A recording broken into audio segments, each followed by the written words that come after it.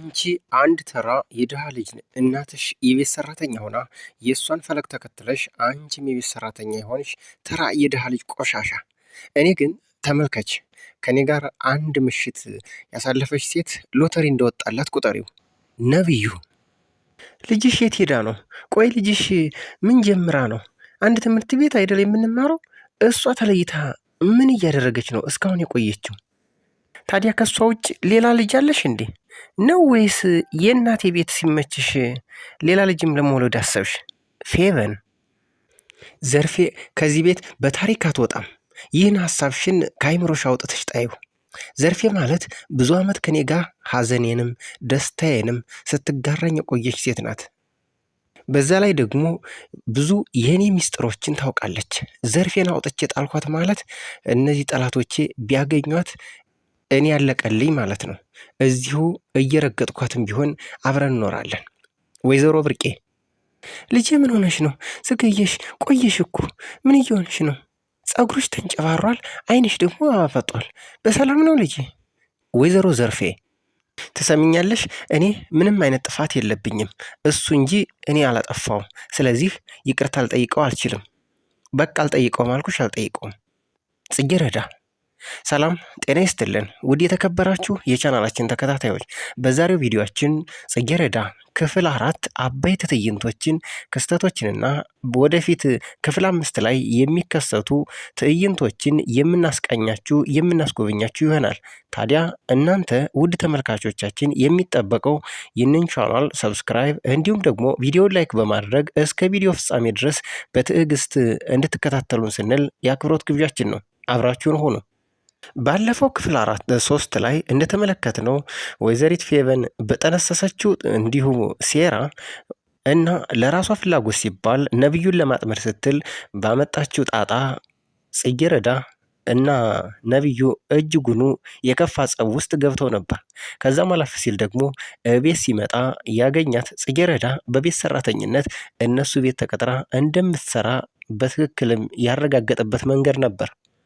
ታዲያ ጽጌረዳና ነብዩ እነ ነብዩ ቤት ከተገናኙ በኋላ ወደ ኩሽና ቤት ገብቶ ትሰሚኛለሽ፣ አሁን ፈጠን ያለ ጁስ ፈጭተሽ እንድታመጭልኝ የሚል ትዕዛዝ ሰጥቷት ስለነበር ከዙ የቀጠለ ቀጥታ ጁሱን ፈጭታ ወዲያውኑ ወደ ክላሱ በቀጥታ ትገባለች። ስትገባ ቆይ አንቺ ምን አይነት ሰው ነው ያሳደገሽ? አይንኳኳም እንዴ? ዝም ብለሽ ዘው ብለሽ የሰው ክላስ ትገቢያለሽ ሲልም ያስደነግጣታል። ይቅርታ አስቀምጬው ልውጣ ስትለው አስቀምጭና ውጪ። ነገር ግን ተመልሳ ልትወጣ ስትል ቆይ አንቺ የከብቶች በረት ነው እንዲያደግሽው? አይንኳኳም? በጣም ይቅርታ አስቀምጣው ልትወጣ ስትል እጇን ሲይዛት ምን ለማድረግ እየሞከርክ ነው? ልቀቀኝ በማለት ትጠይቀዋለች። አንድ ጥያቄ ልጠይቅሽ፣ ፊትሽን ግን መስታወት ላይ አይተሽው ታውቂያለሽ? ሲልም ይጠይቃታል። እሷም ምላሽ ሳትሰጥ ልትወጣ ትታገለው ነበር። ታዲያ በማስከተል አንቺ እኮ ማለት አንቺ አንድ ተራ የድሃ ልጅ እናትሽ የቤት ሰራተኛ ሆና የእሷን ፈለግ ተከትለሽ አንቺም የቤት ሰራተኛ የሆንሽ ተራ የድሃ ልጅ ቆሻሻ። እኔ ግን ተመልከች፣ ከእኔ ጋር አንድ ምሽት የምታሳልፍ ሴት ልክ ሎተሪ እንደወጣላት ቁጠሪው። ይቅርታ ልቀቀኝ ልሄድ ነው ስትለው፣ ለማንኛውም አሁን ሂጂና ነገ በጧት መጥተሽ አንገትሽን ሰበር አድርገሽ ይቅርታ ትጠይቅኛለሽ፣ ያ ካልሆነ ግን መፈጠርሽን ሁሉ ትጠሪያለሽ ሲልም ያስጠነቅቃታል። እሷ ግን የዋዛ አይደለችም። በነገራችን ላይ እንግዲህ አንዳንዴ ድሃ ማለት ወይም ደግሞ ቆሻሻ ተደርጎ የሚቆጠር አይደለም። ግን ብዙን ጊዜ እንደተመለከታችሁት እንደምታዩትም ሁሉ ድሃ የሚወደደው ፊልም ለመስራት ብቻ ነው። ሌላው ጉዳይ የፌቨን ጉዳይ ነው። ፌቨን ከትምህርት ቤት ወዲያውኑ ተመልሳ በቀጥታ ወደ ኩሽና ትገባና ወይዘሮ ዘርፌ ማለትም የጽጌረዳ እናት ጋር ከፊት ለፊት ያወራሉ። የምትወጂው ምግብ ቆንጆ አድርጌ ሰርችልሻለሁ፣ ምግብ ላቅርብ ብላ ስትጠይቃት እንዲህ ስትሽቆጠቆጥላት፣ እሷ ግን ሰው በአይኗ አይሞላምና አይ ዳይት ላይ ነኝ አልፈልግም አልኩሽ አይደል? ይህንን ካለች በኋላ ለማንኛውም ልጅሽ የታለች ብላ ጮህ ብላ ታወራታለች። ያው እኮ አንዳንዴ እንግዲህ ምን አለ መሰላችሁ፣ ፌቨን አሁን ለዚች እናት ልጇ ትሆናለች፣ ግን ክብር የሚባል ነገር የላትም። ወይዘሮ ዘርፌም ጽጌረዳን ማለትሽ ነው ስትል፣ ታዲያ ከሷ ውጭ ሌላ ልጅ አለሽ እንዴ? ወይስ የእናቴ ቤት በደንብ አድርጎ ሲመችሽ ሌላ ልጅ ለመውለድ አሰብሽ? ምንድን ነው? ቆይ ይቺ ልጅ ግን ቆይ ምን ጀምራ ነው? አንድ አይነት ትምህርት ቤት አይደለ እንዲህ የምንማረው? ታዲያ ቆይ እሷ እስካሁን ተለይታ ምንድን ነው የምታደርገው ስትል ወይዘሮ ዘርፌን ጥርጣሬ ውስጥ አስገባቻት። ነገር ግን በልጇ እጅጉኑ 100% የምትረጋገጠው እናት ወይዘሮ ዘርፌ አይ የምታውቂው አይደለ ትምህርት ቤት እዛው እያጠናች ይሆናል፣ ላይብረሪ ገብታ ይሆናል ስትል በልጇ እጅጉኑ እንደምትተማመን በእርግጠኝነት ትነግራታለች። ነገር ግን ያዳቆነ ሰይጣን ሳያቀስ አይተውም ነውና ነገሩ ወይዘሪት ፌቨን አሁን ልታበስራት ልትነግራት የፈለገችው እሷና ልጇ እንድታጣላ ጥርጣሬ ውስጥ እንድገባ በተለይ ደግሞ ከወንድ ጋር እየተንዘላዘለች እንደሆነ እንጂ እስካሁንማ እያነበበች አይደለም የሚል ነው። እንደዚህ ከተነጋገሩ በኋላ ፌቨን ለማንኛውም ከአንቺ ጋር የምጨቃጨቅበት ጊዜ የለኝም፣ ስትመጣ ንገሪያት በቀጥታ ወደ ክፍሌ ትምጣ ትላታለች። የጽጌረዳ እዚህ ቤት መኖር ምቾትና እንዲሁም ደግሞ ሰላም ያልሰጣት ፌቨን አሁን ከእናቷ ጋር ከተነጋገረች በኋላ በቀጥታ ወደ ወይዘሪት ብርቄ ማለትም ወደ ፌቨን እናት ትሄዳለች። ወይዘሮ ፌቨንም እናቷን ሄዳ በቀጥታ የጠየቀቻት ያው እንግዲህ ጽጌረዳን እናቷንም ከዚህ ቤት ምንቅር አድርጋ እንድታስወጣ ነበር።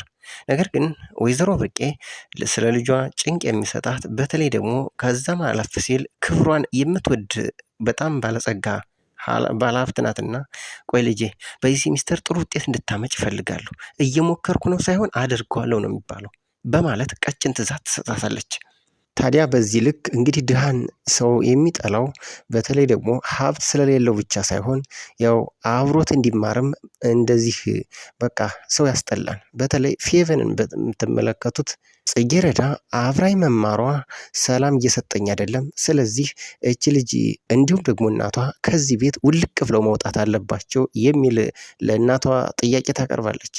በጉዳዩ እጅግ የተበሳጩት ወይዘሮ ብርቄ ግን ፌቨን ዘርፌ ከዚህ ቤት ንቅንቅ አትልም፣ ይህንን ሀሳብ ከአይምሮች ንቅል አድርገሽ ጣዩ።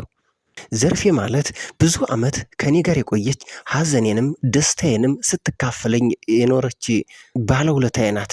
በዛ ላይ ደግሞ ብዙ ሚስጥሮችን ታውቃለች። ዘርፌን አስወጥቻት ጠላቶች ቢያገኟት እኔ ያለቀልኝ ማለት ነው። እዚሁ እየረገጥኳትም ቢሆን አብረን እንኖራለን እንጂ አላስወጣትም። በፌቨን ሀሳብ እጅጉን የተጠራጠረችው የጽጌረዳ እናት ቆይ ልጄ በሰላም ነው አይደል ዛሬ እንደዚህ ያመሸሽው? ምናልባት ስታመሽ እንደዚህ የሆነ ሰካራም መጥቶ የሆነ ነገር ቢያረግሽስ? በዚህ ላይ የማን ያለህ እንላለን። ቆይ ግን ደህና ነሽ አይደል የኔ ልጅ? አየኔ ልጅ የሆንሽው ነገርማ አለ፣ አይንሽ ቀልቷን፣ ይኸው ፀጉርሽንም ተንጨባሯል በማለት በፌቨን ሀሳብ እጅጉኑ እየተጠራጠረችው እናት አሁን በልጇ ትንሽ ጥርጣሬ የሚባል ነገር እየገባት ይገኛል። ፌቨን ሁለቱን ሙከራ ከሞከረች በኋላ ሶስተኛና የመጨረሻ የምትለው ሙከራ ያው እንግዲህ ጽጌረዳ ስትመጣ በቀጥታ ወደ እኔ ክላስ ላኪያት ብላት ነበርና እናቷ ለማንኛውም ጽጌረዳን እናቷ ፌቨን ትፈልግሻለች ሂደሽ አናግሪያት ብላ ስትነግራት በቀጥታ ወደ ፌቨን ትሄዳለች። አሁን ላይ ፌቨን ያው እንግዲህ በባሌም በቦሌም ብላ ነብዩን ማጥመድ ስለፈለገች የግሏን ማድረግ እልክ ሁሉ በጣሙኑ ፍቅር ስለገባት እሱን ማጥመድ ስለፈለገች ያው ላዝሽ ፈልጌ ነው ትላታለች ጽጌረዳን።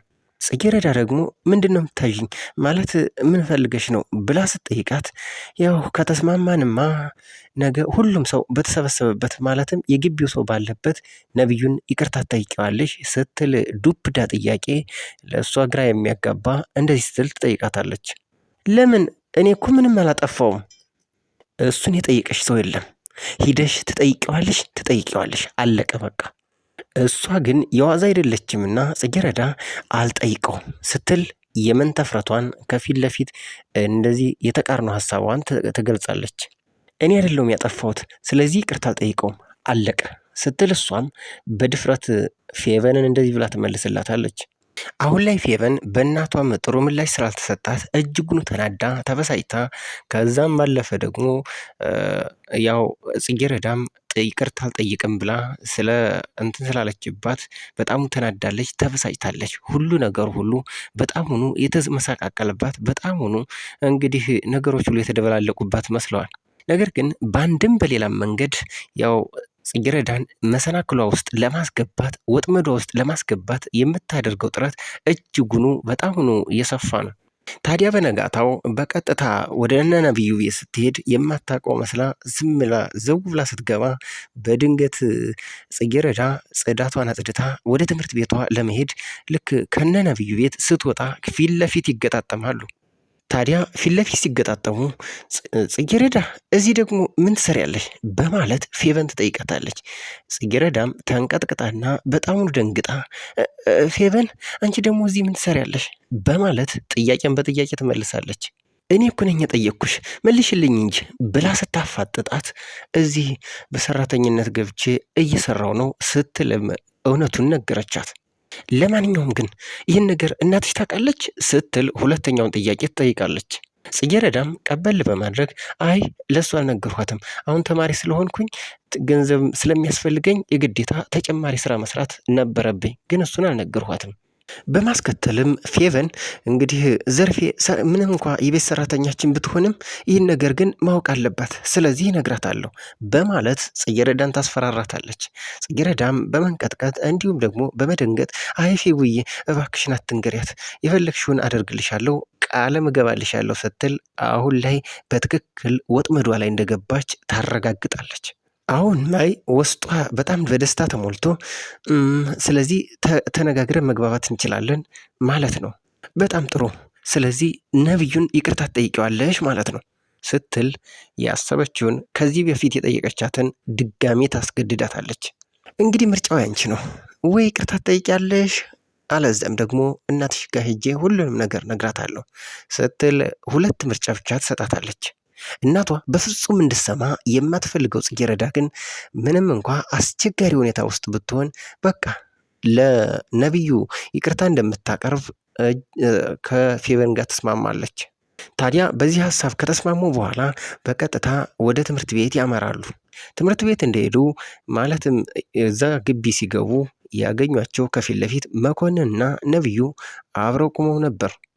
ከተገናኙ በኋላ ሰላምታም ከተለዋወጡ በኋላ ፌቨን ያው ጽጌረዳን ይዤት የመጣሁት ባደረገችው ነገር ሁሉ እጅጉን ተጸጽታ ይቅርታ ልጠይቅህ ነው በማለት ሀሳቧን ትቀጥላለች። ማለት የምን ይቅርታ ሲልም መኮንን ይመልስላታል። አሁንም በዛ ሀሳብ ብቻ እና ነብዩ ቤት ሰራተኛ ሆና እንደምትሰራ እሱን ለእናቷ ለመናገር በጣም እያስፈራራች አሁንም ተንበርክከሽ ትጠይቀዋለሽ ወይስ አትጠይቂውም በማለት ስታስደነግጣትና ስታስፈራራት እሷም በሀሳቡ ተስማምታ ወዲያውኑ ተንበርክካ ጠየቀችው። ፌቨን በእሷ ቤት የነብዩን ልብ ሀሳብና ቀልብ እየሳበችና እሱን ያስደሰተች መስሏት ነበር። ነገር ግን እሱ የዋዛ አይደለም። እንዴት ግን አንቺ በጣም አዘንኩብሽ፣ እንዴት ግን በአንዲት ተራ ሰራተኛ ነብዩ ይቀየማን ብለሽ አሰብሽ በማለት ነገሩን አጥላላባት። ነብዩም እየሳቀ የታባቷ ሲላት ወዲያውኑ ተበሳጭታና ተናዳ ከአጠገባቸው በጣውኑ ወጣ ትሄዳለች። ፌቨን ይሄ ብቻ ሳይሆን ዋናው እንግዲህ ትልቁ ጉዳዩዋ ጽጌረዳ በትምህርቷ ጎበዝ ስለሆነች እነሱ ቤት እየኖረች እንዲሁም ደግሞ ሰራተኛ ልጅ ሆና እንዴት ትበልጥሻለች?